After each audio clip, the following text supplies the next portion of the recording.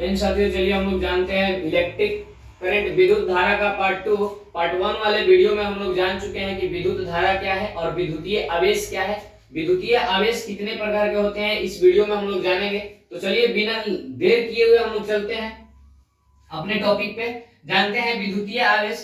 तो विद्युतीय आवेश कहते हैं किसे हैं, तो जब किसी चालक का वह गुण जब उसमें विद्युत धारा प्रवाहित किया जाता है तो वो आवेशित होता है, या फिर किसी चालक का वह गुण या फिर कोई पदार्थ जब दो पदार्थों को अलग अलग पदार्थों को आपस में रगड़ा जाता है तो वो अपने नजदीक सभी छोटे छोटे कणों को अपनी तरफ आकर्षित करता है, यह गुण आवेश के कारण संभव होता है। और ये जो आपका आवेश होता है दो प्रकार का होता है, कितने प्रकार का होता है, आवेश जो होता है दो प्रकार का होता है। एक होता है आपका धन आवेश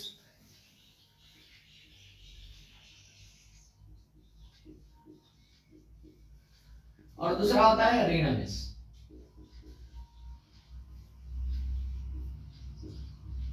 मेरे दोस्त हम लोग जानते हैं आवेशों का धन और ऋण आवेशों की प्रकृति चालक के इलेक्ट्रॉनों पे डिपेंड करता है। यदि कोई चालक इलेक्ट्रॉन ग्रहण करता है तो वह ऋण आवेशित होता है, यदि कोई चालक इलेक्ट्रॉन त्यागता है, इलेक्ट्रॉन छोड़ता है तो ये धन आवेशित होता है। और धन आवेश किसे कहते हैं, जब कोई चालक किसी चालक के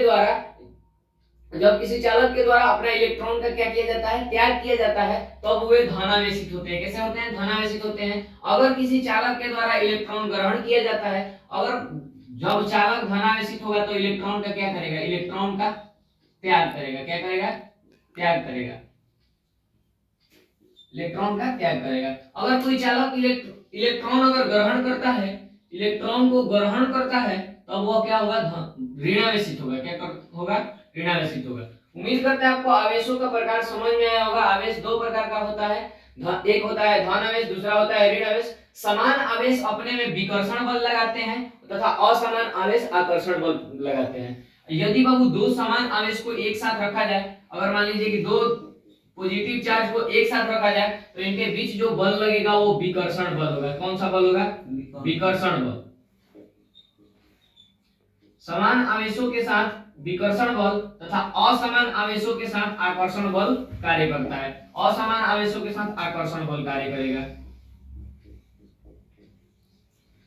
चलिए आगे जानते हैं हम विद्युत धारा के प्रकार। विद्युत धारा के बारे में हम लोग जान चुके थे कि आवेशों के सतत प्रवाह को विद्युत धारा कहते हैं। आवेशों के सतत प्रवाह को विद्युत धारा कहते हैं। विद्युत धारा का एसआई मात्रक एम्पियर होता है, इसे ए द्वारा सूचित किया जाता है और विद्युत धारा को आई द्वारा डिनोट किया जाता है। हम लोग जानते हैं, चलिए हम लोग जानते हैं वो विद्युत धारा के प्रकार। तो विद्युत धारा भी दो प्रकार का होता है, एक होता है आपका अल्टरनेट करंट, एक होता है प्रत्यवर्ती धारा। एक होता है आपका प्रत्यवर्ती धारा, दूसरा होता है दिष्ट धारा। एक होता है आपका दिष्ट धारा जिसको डीसी करंट कहते हैं, डीसी करंट। और एक आपका होता है प्रत्यवर्ती धारा,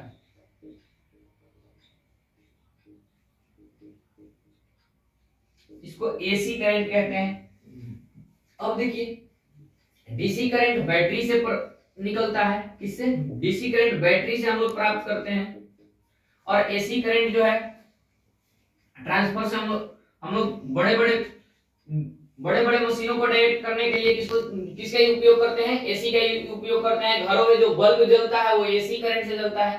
डीसी करंट आपका छोटे छोटे के लिए कार्य करता है, छोटे छोटे उपकरणों को चलाने के लिए कार्य करता है। साथ ही हम लोग जानते हैं कि दिष्ट धारा यह एक दिशा में प्रवाहित होने वाला धारा है, केवल और केवल बैटरी से चालक में प्रवाहित होगा। बट जो आपका प्रत्यवर्ती धारा है इसके साथ ये जो है हमेशा अपने प्रवाह के दिशा को बदलते रहता है, अतः इसे परिवर्ती धारा कहते हैं। वैसा धारा जो अपने प्रवाह के दिशा को हमेशा बदलते रहता है, अल्टरनेट होता है, इसलिए इसको अल्टरनेट करंट कहते हैं। और इसको बाबू दिष्ट धारा यानी कि डायरेक्ट करंट कहते हैं। यह केवल बैटरी से कहा जाएगा किसी उपकरण के पास। और यहाँ पे जो होता है स्रोत से उपकरण के पास जाने में काफी ज्यादा ये डेंजर भी होता है और हमारे घरों में यूज भी होता है। प्रत्यवर्ती यहाँ से क्वेश्चन आपका आता है कि प्रत्यवर्ती धारा की कोई किन्हीं दो कमियों को लिखे। तो एक पहला कमी इसका ये है कि ये बहुत ज्यादा हाई विभव के साथ जाता है और ये बहुत बहुत बड़ा चुंबकीय क्षेत्र उत्पन्न करता है, अतः इसके संपर्क में आने पे तेज झटका लगता है, लेकिन इसके संपर्क में आने पे झटका महसूस नहीं होता है। बात समझ में आ गई? उम्मीद करते हैं आपको बाबू विद्युत धारा समझ में आया होगा। चलिए समझते हैं विद्युतीय विभव क्या है। विद्युतीय विभव क्या है? तो इकाई धनावेश को किसी बिंदु से विद्युतीय विभव इकाई धनावेश को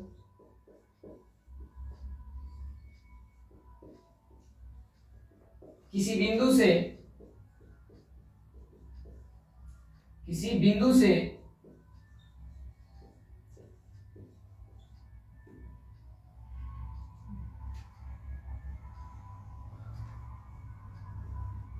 इकाई धनावेश को अनंत से किसी बिंदु तक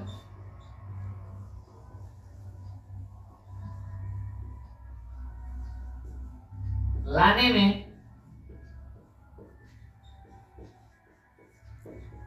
किया गया कार्य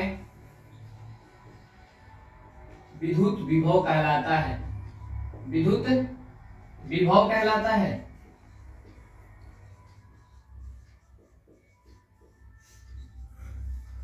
इसे भी द्वारा सूचित किया जाता है। इसे भी द्वारा सूचित किया जाता है।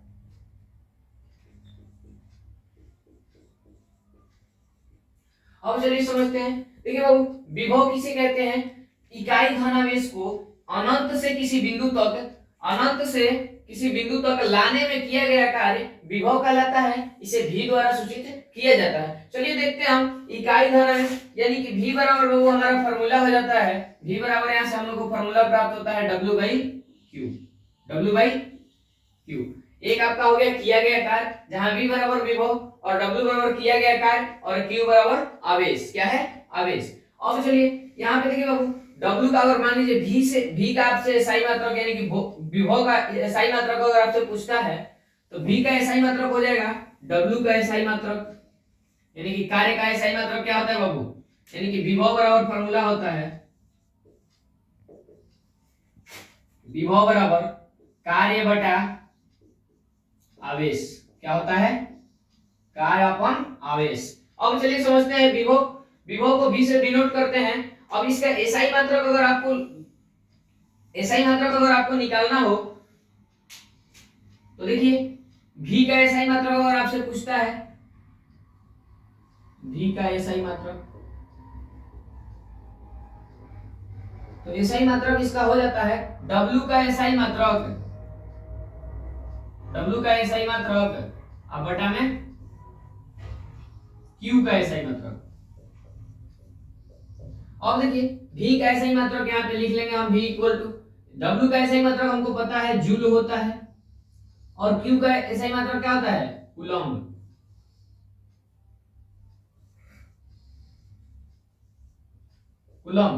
अब देखिए यानी कि V बराबर बाबू हमारा हो जाता है V का SI मात्रक जो हमारा होता है बाबू, V का SI मात्रक हो जाता है जूल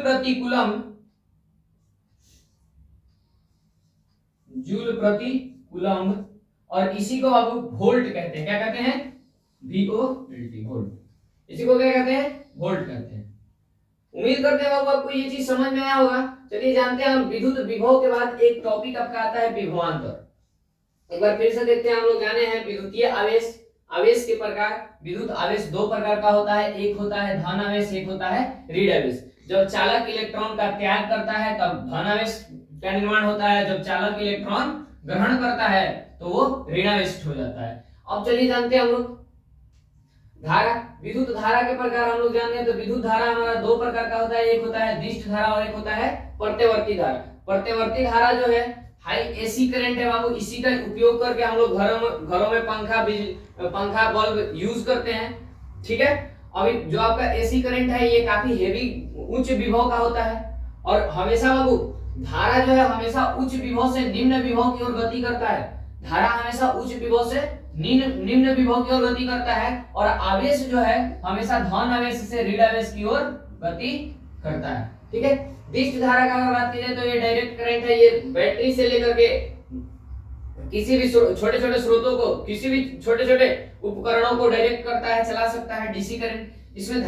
इसमें दिशा एक ही होती है, एक ही दिशा में जो डीसी करंट होता है इसका प्रवाह केवल और केवल एक ही दिशा में होता है, जबकि एसी धारा जो होती है, प्रतिवर्ती धारा होती है, उसमें दिशा, प्रवाह की दिशा हमेशा बदलते रहती है। ठीक है, इसके साथ ही हम लोग जाने हैं विद्युतीय विभव। विभव होता है क्या हमारा, तो विभव इकाई धनावेश को अनंत से किसी बिंदु तक लाने में जो किया गया कार्य है उसे विद्युत विभव कहते हैं। क्या कहते हैं, विद्युत विभव कहते हैं। इसे V द्वारा सूचित किया जाता है।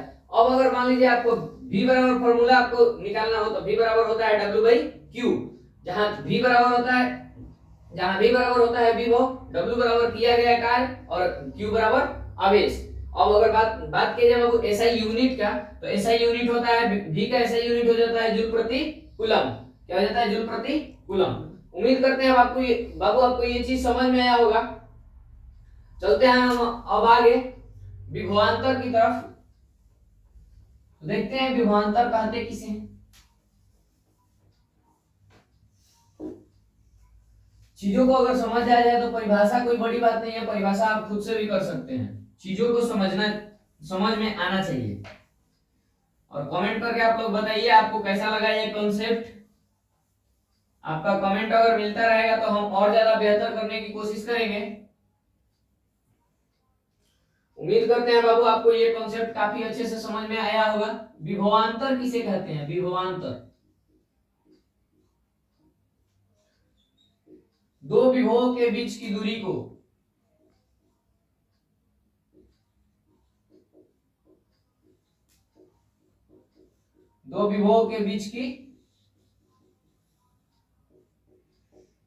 को विभवांतर कहते हैं।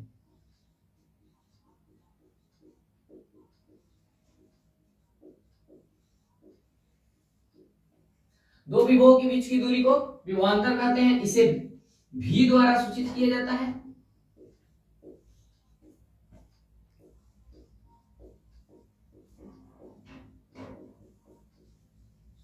V द्वारा सूचित किया जाता है। परिपथ में किसी विभवांतर को वोल्टमीटर के द्वारा मापा जाता है।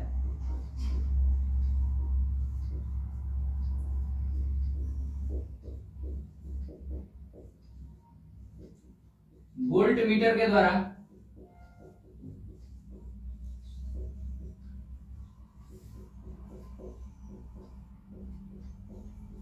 मापा जाता है।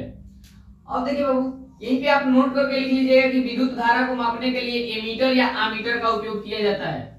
विद्युत धारा को अगर मापा जाए तो, अगर विद्युत धारा को मापने की बात हो तो एमीटर या आमीटर विद्युत धारा को मापने के लिए एमीटर या आमीटर का उपयोग किया जाता है।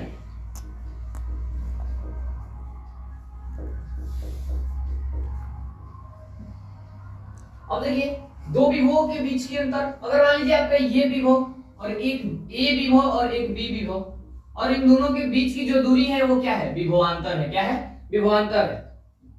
अंतर बाबू किसी बड़े में से छोटे को घटाते हैं तो जो आता है हमको प्राप्त होता है, जब घटाव होता है तो अंतर होता है। यानी कि दोनों के बीच की दूरी को क्या कहते हैं, विभवांतर कहते हैं। विभवों के बीच की दूरी को क्या कहते हैं, विभवांतर कहते हैं। इसे V द्वारा सूचित किया जाता है और इसको बाबू विभवांतर को वोल्टमीटर के द्वारा मापा जाता है और इसका SI मात्रक वोल्ट होता है। क्या होता है, वोल्ट होता है। उम्मीद करते हैं बाबू आपको ये चीज समझ में आया होगा। आगे हम लोग जानेंगे विभवांतर के बाद आगे अगले वीडियो में हम लोग जानेंगे नेक्स्ट टॉपिक को। उम्मीद करते हैं आपको ये चीज कॉन्सेप्ट समझ में आया होगा। और ज्यादा बेहतर कॉन्सेप्ट के लिए आप हमारा देखते रहिए यूट्यूब चैनल मिशन वर्दी ऑफिशियल। मिलते हैं नेक्स्ट वीडियो में और बेहतर कॉन्सेप्ट के साथ। अभी के लिए इतना ही, जय हिंद।